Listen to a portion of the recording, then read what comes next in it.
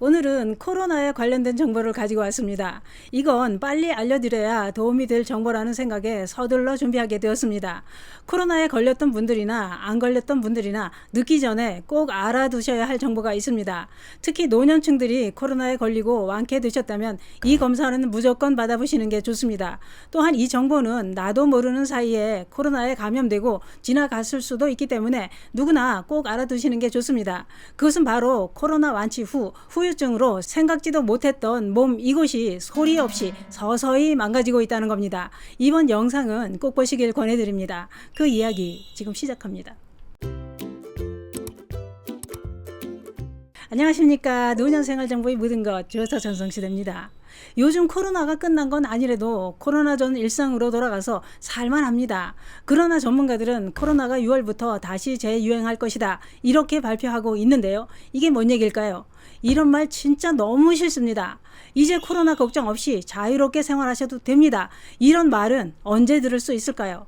전문가들은 이렇게 설명합니다. 지금은 코로나가 감소 추세인 것은 맞지만 다시 반등해 6월에 증가 추세로 돌아설 것이다. 이렇게 내다보고 있습니다. 그 이유는 코로나는 계속 변이되면서 공격할 것이고 요즘 3, 4차 백신 접종률은 떨어지고 있고 또한 백신 접종을 했더라도 4개월이 지나면 면역력이 감소하고 있는 상황에서 사회적 거리두기도 해제되었기 때문에 크게 증가할 것이다. 이런 설명입니다.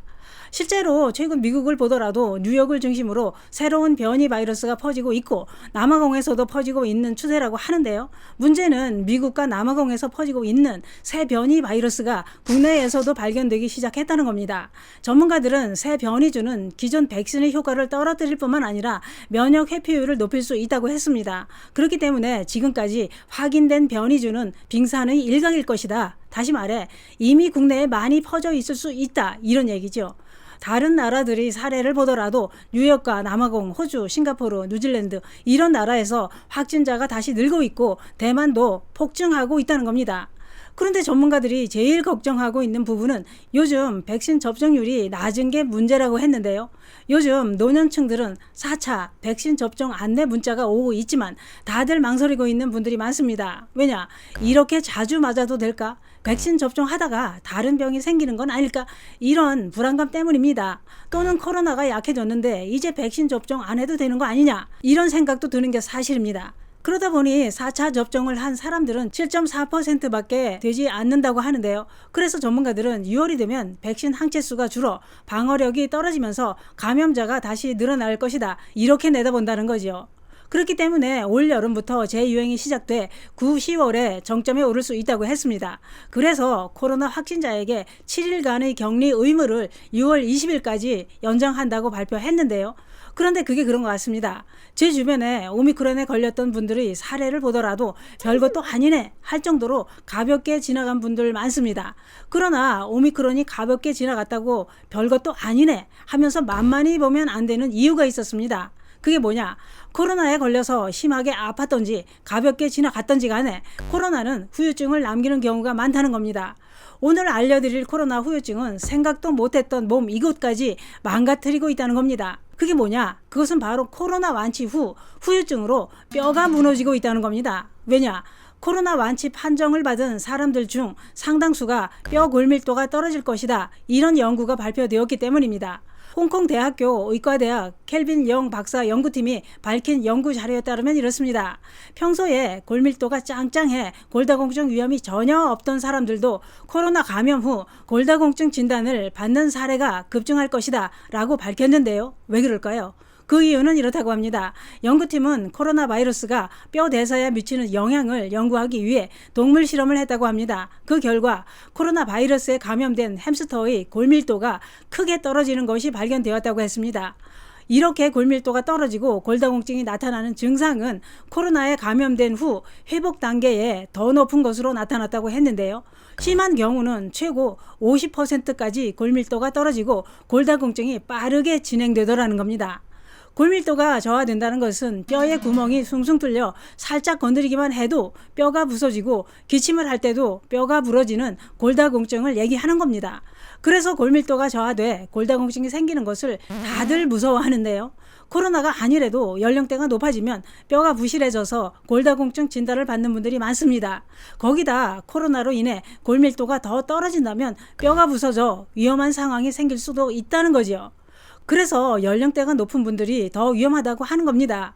코로나 바이러스 후유증은 혈관을 손상시키는 결정적인 역할을 할 뿐만 아니라 뼈와 치아에도 침투해 염증을 일으켜 치아가 빠지거나 깨지고 치아색이 변질되고 뼈가 부서지는 후유증을 남기기 때문에 완치 후에도 몸 관리에 신경을 써야 된다는 거지요. 그러면 코로나에 감염되고 완치 후에 뼈나 치아가 망가지는 이유는 무엇일까요?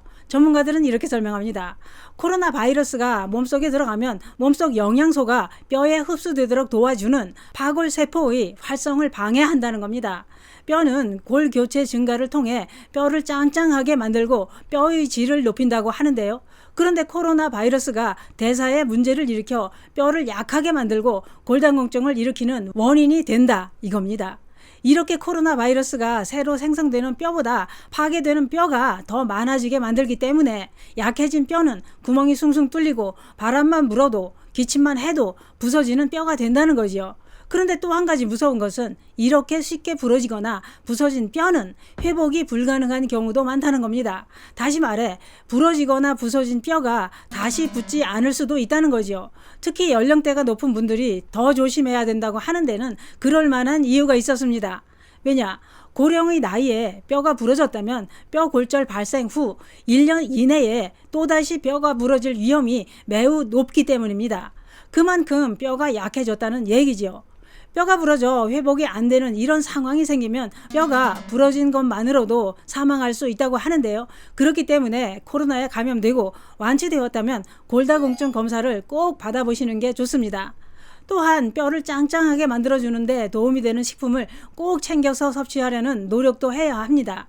뼈에 도움이 되는 식품으로는 멸치, 우유, 아몬드, 브로콜리, 케일, 도라지, 상추, 미역, 다시마, 두부, 고구마 줄기 이런 식품을 일부러라도 꼭 챙겨 드시면 뼈 건강에 큰 도움이 됩니다.